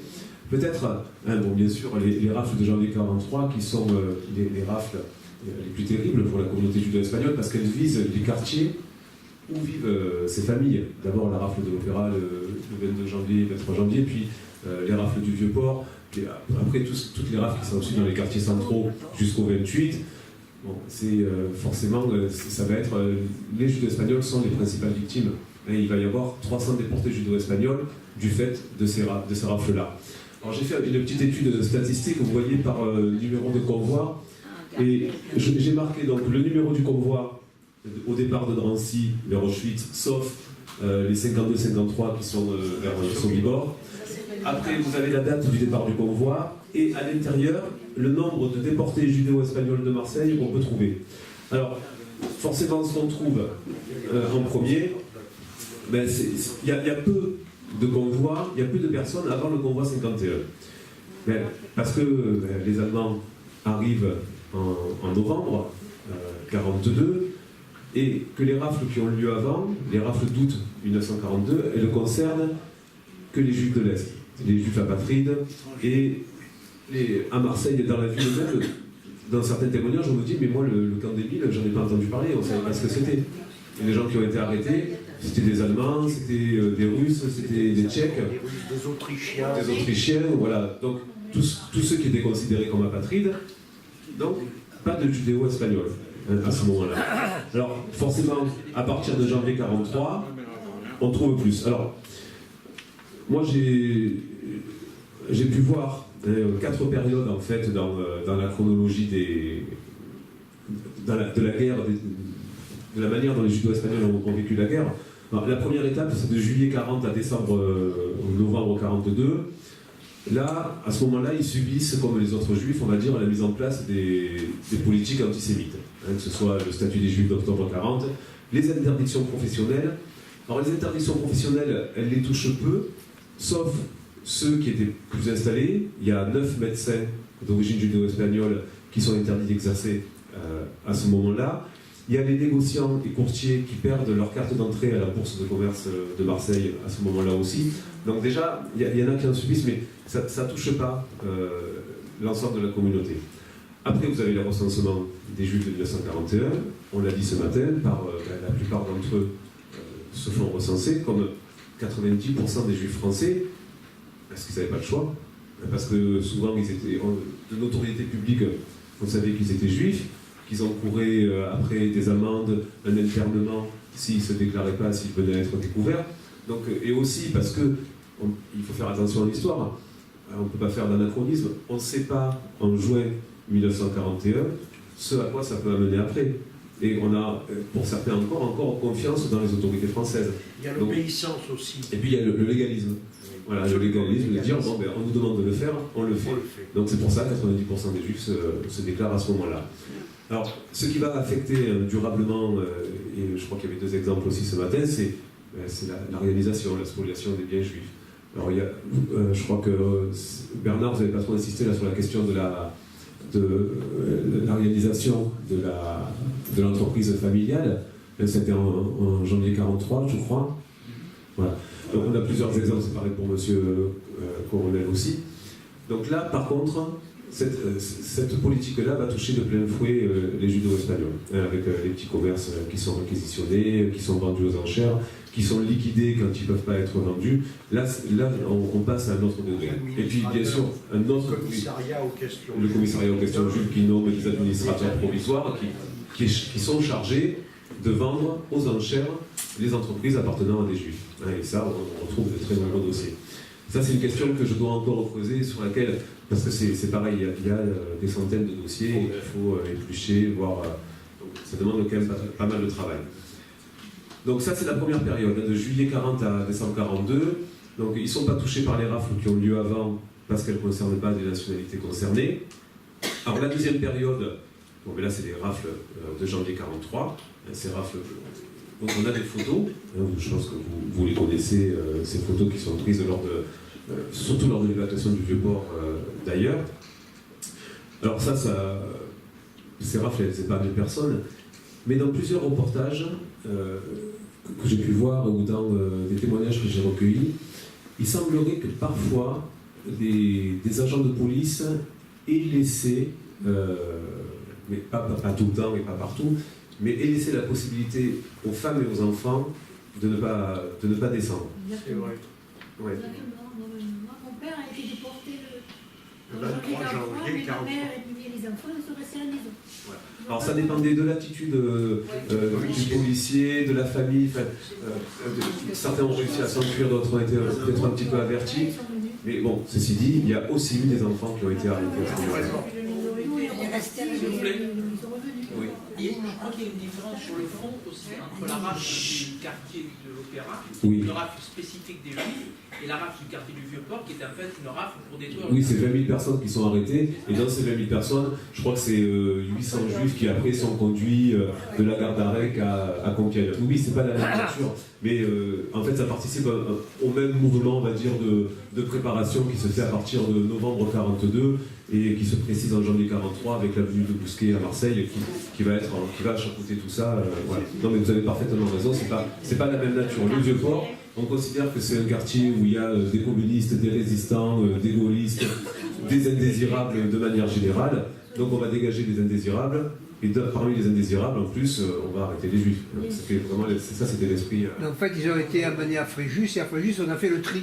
Et on a fait le tri. Et je crois que ça ressort par exemple dans le témoignage de Denise Carasso, qui m'expliquait qu'à ce moment-là aussi, son père avait été arrêté, et au moment du tri, il a été reconnu. Et dans la rafle du 22 au 23 janvier, dans la nuit du 22 au 23 janvier, ils sont allés directement au Baumette, et le lendemain, dimanche, ils sont partis pour Compiègne. Oui. Ils sont partis directement. Oui, parce que là, c'était spécifiquement, le rafle qui visait les juifs. Oui, tout à fait. Non, mais dans la rafle des vieux quartiers, par exemple, mon beau-père a été pris le 23 janvier, il n'a pas été à Fréjus. Il n'a pas été à Fréjus. Le 23 janvier, il est arrêté comme juif. Il passe par les Baumettes et Compiègne. Oui, non, mais c'est pas de la rafle du Vieux-Port. Mais en fait, là, on se rend compte que dans ces rafles-là, il y a quelques enfants qui passent à travers les mailles du filet, quelques femmes aussi. Mais par exemple, les anciens combattants, eux, sont arrêtés. Il y a plusieurs anciens combattants qui sont arrêtés à ce moment-là, même s'ils sont... Elles ont fait la guerre en 14, qui était blessé, il a été déporté, il est mort. Oui, là, j'ai plusieurs noms. Vidal Bendavi, Maurice Cohen. Il était médaillé. Ouais. Alors la troisième étape, après ces grandes rafles, vous avez une troisième étape qui, on va dire, qui dure un an, de février 43 à février 44, où on a quelques arrestations familiales coup par coup, mais aussi quelques rafles d'envergure, celle du château de la Verdière par exemple, celle des locaux de l'UGIF aussi, qui sont des rafles organisées, qui ne sont pas spécifiquement dirigées contre des judo-espagnols. On a le convoi 61 quand même, la famille Arrovas, avec la maman qui est Sultana Arrovas, et ses 5 enfants qui sont âgés de 3 à 11 ans. Après, on a d'autres arrestations dans les locaux de l'UGIF, comme Raphaël Barou, qui est arrêté à ce moment-là aussi. Bon. Mais peut-être ce qui est le plus impressionnant, c'est la radicalisation qui va avoir lieu entre mars et juillet 1944. Là, on a une accentuation des rafles, des arrestations familiales. Et en fait, ça démontre vraiment le jusqu'au-boutisme des Allemands et de leurs collaborateurs, donc la milice ou le PPF.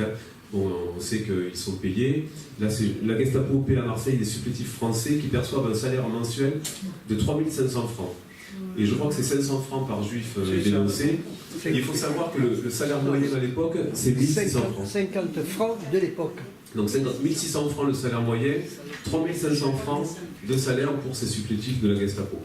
Et donc attirés déjà par la bas du gain parce que c'est des voyous, puis par antisémitisme aussi, c'est eux qui vont être en fait les principales causes des arrestations des familles judéo-espagnoles.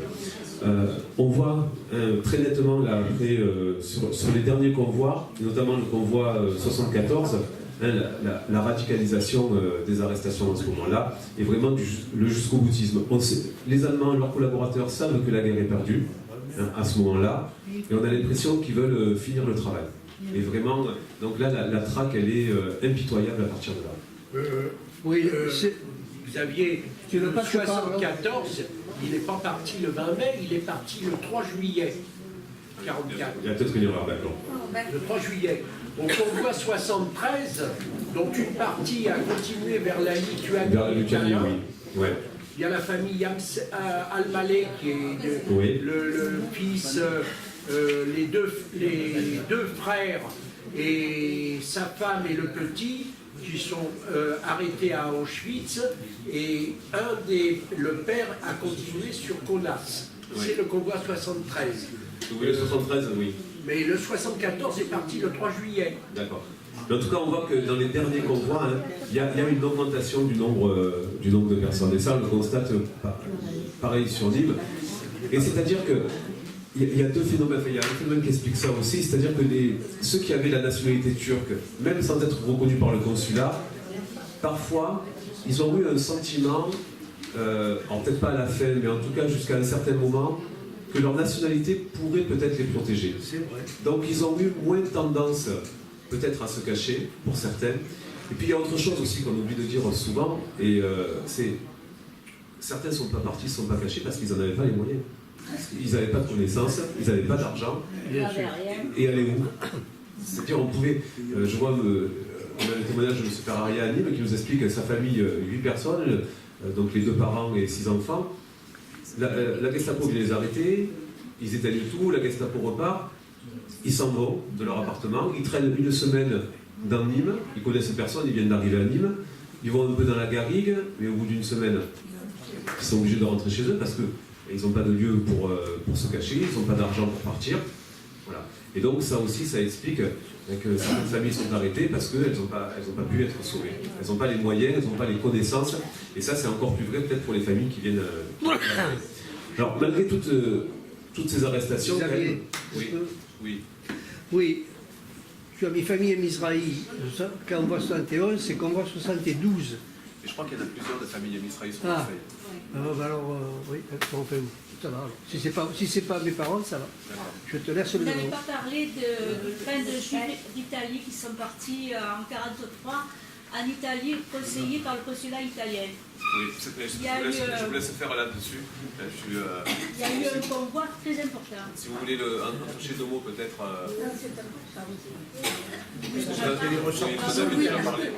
Les ressortissants italiens. Les ressortissants italiens, oui.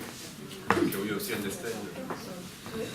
Mon père était de nationalité italienne, tout en étant né à Istanbul. Et alors, le consulat d'Italie lui a conseillé de repartir en Italie parce qu'il ne pourrait plus le protéger en France. Et nous avons fait des ballots et nous sommes partis, toute la famille, mon père, ma mère, mon frère et moi, on est partis en Italie. On est parti à Florence et on est allé, ça c'est vraiment extraordinaire, on est allé dans le quartier juif. C'est pas mal. Et je crois qu'aussi c'est le... C'était en quelle année? 43. Il y a des personnes aussi qui ont fait des démarches pour pouvoir profiter des quelques convois qui avaient été mis en place par les autorités turques pour rapatrier leurs ressortissants. Et je crois que c'est Hervé qui a des documents qui montrent qu'il était en relation avec que sa famille était en relation avec le consulat et qu'elle était prête à partir. Parce que les Allemands avaient fixé une date butoir au pays neutre pour rapatrier leurs ressortissants. Ce qu'ils avaient reconnu. Je finis un dernier mot, parce que c'est vrai que malgré toutes ces arrestations, ces départs, on ne peut pas laisser croire non plus que les Juifs marseillais, comme d'ailleurs, se sont laissés attraper, se sont laissés conduire à l'abattoir, comme ça a été dit parfois, parce qu'on a de nombreux témoignages de participation à la résistance, à des réseaux de cash et d'entraide, à une époque où c'était particulièrement difficile. Alors, là, c'est pareil, c'est un point de mon travail qui méritera d'être développé, mais je vais juste citer quelques exemples, parce que mon travail là porte en ce moment sur les réseaux de refuge, de cache, de maquisards, et aussi sur les résistants. Alors, il n'y a pas de groupe à proprement parler de résistance typiquement judéo-espagnole. Ça j'ai pas rencontré. On peut citer par contre un groupe, c'est le groupe qui était organisé autour de la revue Shem, avec David Asseo et Edgar Polosov, qui étaient nés lui aussi à Salonique, et qui ont publié en 1943-1944 une revue clandestine appelant au combat, la lutte armée, etc. Après, donc ça il faudra le creuser un petit peu cet aspect-là aussi, on sait que certains s'engagèrent dans la résistance, qu'elle soit armée ou non. Alors, il y a un nom qui revient assez souvent, c'est celui d'Adrien Benveniste, donc c'était un jeune agrégé de lettres au lycée de Thiers, qui a été renvoyé de son poste en raison du statut des Juifs.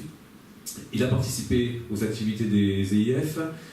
Il a organisé un camp avec Edmond Flegg à Beauvallon en mai 1941. Il a intégré l'OSE. Et puis, il a participé aux activités du réseau André, qui a été fondé par Joseph Bass, qui a eu un temps, qui a été implanté à Marseille pendant un temps. Alors, certains ont choisi l'action armée. On a les frères Carasso, qui étaient membres, par exemple, des FTP, qui participèrent au combat de la libération. Et je peux citer aussi le cas de Beno Fari, qui s'engagea dans diverses formes de résistance. Alors, d'après ce que j'ai pu lire, il a été engagé comme chef de plateau dans les mines de Carmaux dans le Tarn, là où il a aidé le docteur Hirsch de la 6e des IF à concevoir des faux papiers.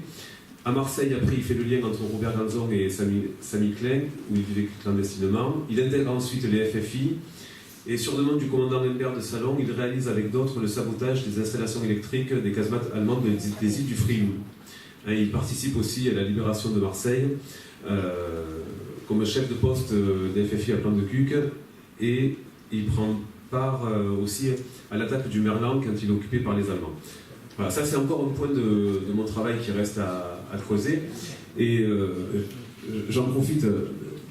On a évoqué aussi tout à l'heure, bien sûr, la photo de Bernard Saltiel dans les maquis. Là aussi, on a plusieurs témoignages qui évoquent les maquisards.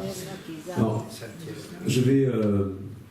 J'en profite là, parce que vous voyez, mon travail n'est pas abouti. Je suis toujours à la recherche de témoignages et de documents.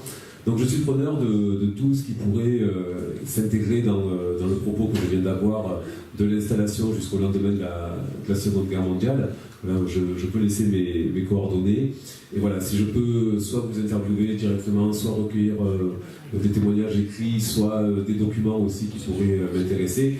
C'est vrai que maintenant je travaille plutôt sur la résistance et les actions clandestines, mais tous les autres aspects m'intéressent aussi.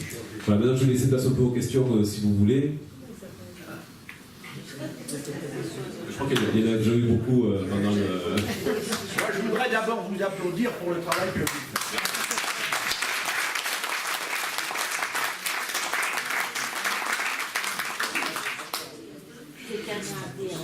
Robert, je ne sais pas votre travail, mais il se trouve que moi je suis activiste du juif corse.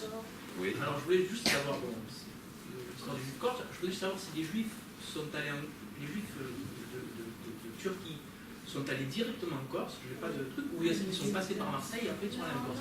Il y en a qui ont été directement en Corse. Ça, je peux te le répondre, parce que, en particulier, moi je connaissais Albert Abel, dont les parents donc arrivaient, le bateau s'est arrêté à Bastia, ils sont descendus là, ils ont dit après tout c'est pas mal, et ils sont allés à Bastia.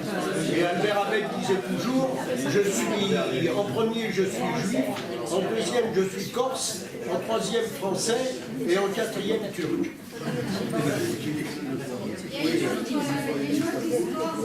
Oui, Marc. Et une autre histoire de Corse, c'est qu'en 1915, enfin pendant la guerre de 14-15, il y a une partie des juifs turcs qui a décidé de quitter la Turquie et d'aller vers la Palestine. Et ils se sont, qui étaient à côté, enfin, donc ils se sont installés. Et quand les Turcs sont arrivés en 1915, ils les ont chassés. Et donc, c'est les Français et les Anglais qui ont pris à bord un certain nombre de... Parce que Jérusalem, en tout cas, a été... Enfin, on a vidé Jérusalem de ses Juifs pendant un moment. Et 747 sont arrivés en Corse. le 4 décembre 1915 sur un bateau. Ils sont restés quand même. Donc l'Alliance a ouvert 2 écoles à Bastia et tout. Enfin, c'est toute une histoire. Et donc peut-être que ta famille est passée par là. Ils sont restés entre 6 et 10 ans, c'est pas mal. Et donc certains après ont fait souche et sont restés. Mais après, ils sont retournés en Palestine pour certains et d'autres sont venus s'installer à Marseille. Donc, on a découvert cette histoire il n'y a pas longtemps et justement, on était très curieux d'en savoir plus. Ce qu'on sait aussi, c'est que pendant la guerre, quelques familles s'y sont réfugiées. Alors justement, je voulais parler de mes 3 cousines qui étaient à Marseille et qui sont parties avec leur mari en Corse avec le dernier bateau qui a pu sortir de Marseille pour la Corse. C'était le dernier bateau et ils se sont réfugiés dans la région de Bastia à Erbalunga où ils ont été contrôlés par la gendarmerie française, entre guillemets, si on veut, qui leur ont dit « Ah bon ?» Alors il dit « Ah mais on était en vacances et puis on ne peut pas retourner puisqu'il n'y a plus de bateau qui rentre. » Il a dit « Bon, et le gendarme lui a dit « Bon, je sais très bien que vous êtes juif, alors restez tranquille, ici personne ne vous dira rien. » Et voilà. Et ils sont restés jusqu'à l'arrivée des troupes américaines qui ont occupé la Corse. Et après, les maris, donc de mes cousines, s'étaient engagés dans l'armée. Ils ont fait Monte Cassino, ils ont débarqué en Italie. Donc il y a eu des juifs de Marseille qui ont pu partir en Corse, mais dans les... Donc il y a eu, je pense que c'était en 42 ou quelque chose comme ça, 42. Les filles sont là-bas aussi, non? Et oui, puisque mes petites cousines sont nées en Corse, que ce soit Viviane ou Arlette. Il resterait combien de juifs en Turquie, à Istanbul ou dans les environs actuellement? Moi j'avais lu, mais sincèrement, je ne sais pas si ça. Moi j'avais lu qu'il restait 20 000 juifs. 20 000 20 000 juifs en Turquie. Mais la majorité à Istanbul. Aujourd'hui, la majorité à Istanbul.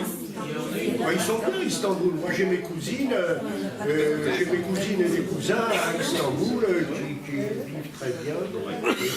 Je ne quitterai pas à Istanbul.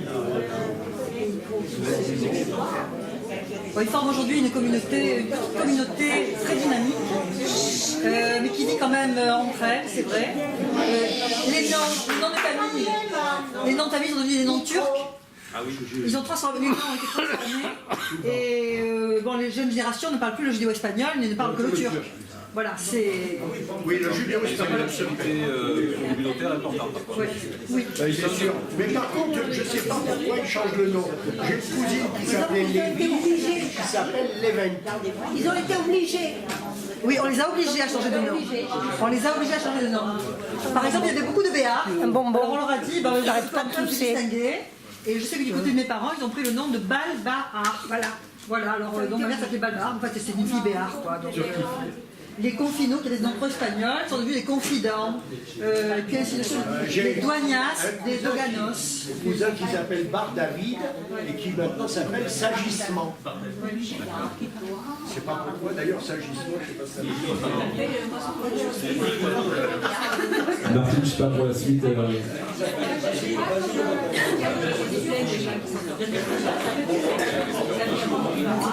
J'ai une anecdote. Oui, il y a deux points que je n'avais pas traité, peut-être que je vais demander à M. Israël aussi d'intervenir peut-être. C'est un point auquel je ne me suis pas encore intéressé et je pense qu'il va nous apporter ses lumières, c'est peut-être la remise en marche de la communauté après-guerre. Voilà, ça c'est un point peut-être que M. Israël, vous pourriez nous Mon anecdote n'est pas compatible avec ça. Lorsqu'on a agrandi ce bâtiment il y avait juste un étage, on en a rajouté 2 et ça a été inauguré par les autorités.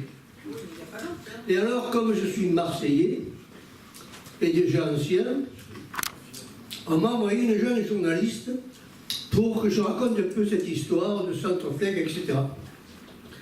Et en parlant de mes parents, je dis mes parents étaient nés à Constantinople. Je n'ai pas dit Istanbul, puisqu'à l'époque c'était pas Istanbul. Et puis je reçois le journal, Robert Mizrahi, né d'une mère née en Algérie. À Constantine. Alors j'ai dit, si effectivement cette journaliste marque ça, il faut chaque fois dire Constantinople en Turquie ou Istanbul. Et pas dire que Constantinople, parce qu'autrement vous avez des réactions comme celle-là. C'est pas sa géographie, était tout jeune.